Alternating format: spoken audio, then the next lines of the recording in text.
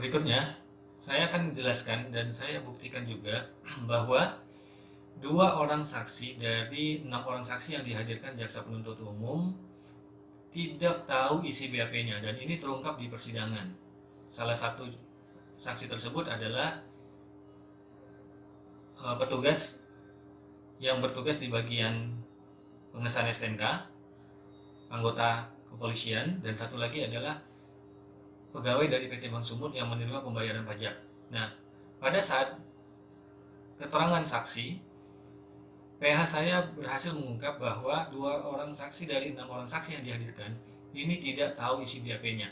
Nanti akan saya tunjukkan pembelaan dari PH saya yang menyatakan bahwa saksi ini tidak mengetahui mengenai BAP-nya yang lain kecuali hanya terkait pembayaran pajak. Demikian juga dengan petugas sebagai pengesahan, sama sekali tidak mengetahui permasalahan yang dilaporkan oleh saksi pelapor terhadap para terdakwa, di mana saksi lakon sama sekali tidak mengetahui apa isi dari BAP-nya. Sedangkan di BAP-nya itu banyak hal yang dia tidak tahu. Bagaimana bisa ini BAP dia tidak ingat apa yang ditanyakan. Sehingga dengan fakta tersebut, akhirnya PH saya menyatakan menolak keterangan dari 2 saksi ini, karena saksi ini tidak mengetahui isi BAP-nya ketika ditanyakan di persidangan. Saya akan tunjukkan berikutnya.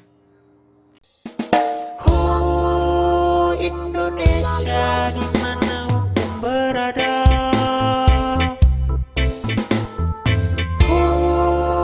Indonesia sedang darurat hukum keadilan.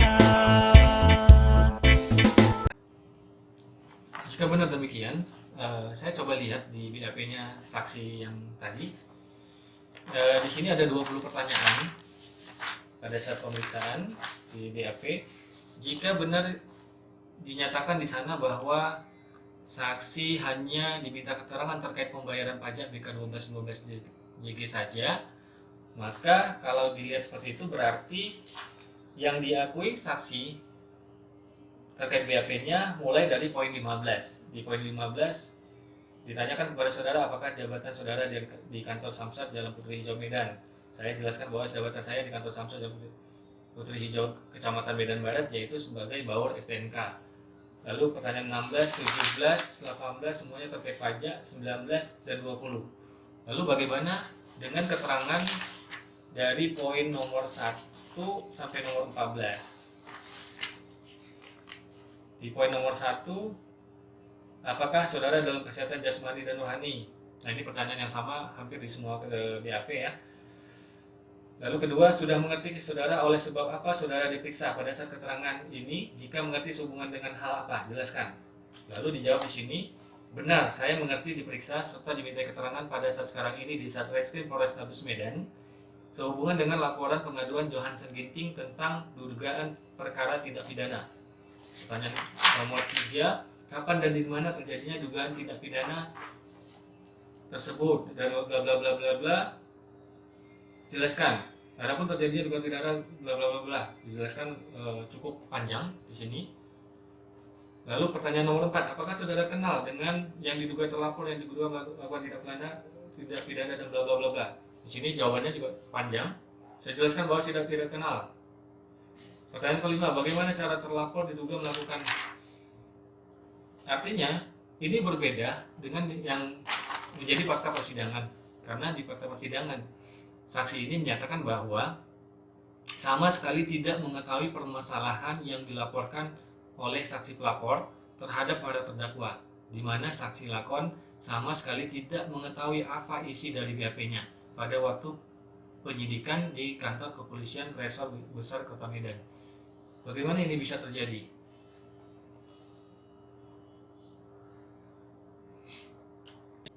Oke, selanjutnya saya akan buka BAP dari saksi keempat atas nama Amelia Syafruti Pane yang bertugas di bagian pembayaran pajak dari PT Bank Sumut.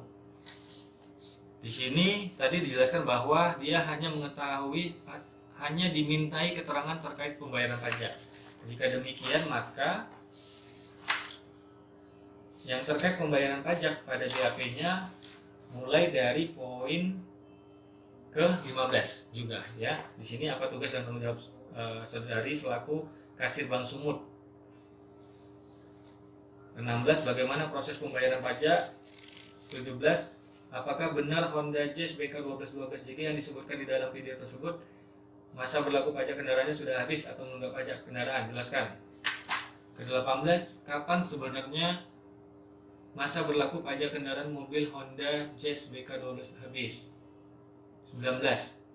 Total ada 19 pertanyaan ya terkait saksi ini. Poin 19. Penutup, apakah seluruh keterangan saudari berikan sudah benar serta masih adakah keterangan lain bla bla bla bla. Seperti itu. Fakta persidangan pada saat keterangan saksi ini terungkap bahwa saksi Amelia hanya sebagai petugas pembayar pajak dari Bank Sumut dan bahwa saksi Amelia pernah di BAP namun hanya dimintai keterangan terkait pembayaran pajak. Bagaimana dengan keterangan lainnya? Kalau kami perhatikan di sini banyak yang seperti copy paste ya, keterangan antara saksi yang satu dengan saksi yang lainnya. Itu juga yang terjadi pada keterangan pada BAP saya. Bahkan parahnya lagi, BAP saya ada 30 pertanyaan, itu semuanya copy paste dari keterangan dari BAP rekan saya Bang Jonian Nenggolan. Saya sebagai saksi hidup nih yang bisa ceritakan hari ini bahwa saya sama sekali tidak ditanyakan satupun pertanyaan pada BAP saya. Saya hanya diminta untuk menandatangan dalam kondisi tertekan. Ya, ini bukan merupakan contoh sikap profesional dari seorang penyidik, dan tentunya ini bisa dilaporkan. Saya merasa ini mungkin pelanggaran kode etik yang dilakukan oleh seorang penyidik. Dan tentu saya tidak akan mendiamkan hal ini karena saya sudah menjalani hukuman penjara selama 8 bulan atas banyaknya fitnah yang dilakukan terhadap saya, kata-kata nunggak yang tidak pernah saya katakan tapi di BAP dibuat saya mengatakan, banyak hal yang dipalsukan, bahkan lebih parahnya lagi 30 pertanyaan pada BAP semuanya benar-benar direkayasa dan tidak pernah sama sekali ditanyakan kepada saya. Ini tentunya akan kita laporkan ke Propam Mabes Polri. Saat ini kita tahu Bapak Kapolri baru, Bapak Jenderal Listio Sigit Prabowo sudah meluncurkan satu aplikasi Propam Presisi. Saya sudah download di handphone saya dan saya akan coba menggunakan aplikasi tersebut untuk melaporkan oknum penyidik ini, termasuk terkait pembiaran yang terjadi sehingga saya mengalami pemerasan dan pemukulan selama berkali-kali di dalam rutan RTP Polrestabes Medan. Harapannya semoga laporan ini diterima dan ditindaklanjuti karena sebelumnya Komnas HAM sudah melaporkan langsung ke Kabareskrim dan Kadipropam Mabes Polri, sehingga pada tanggal 3 Oktober sudah mengirimkan personel dari Paminal Polda dan Paminal Mabes Polri datang langsung ke RTP dan meminta keterangan terhadap saya terkait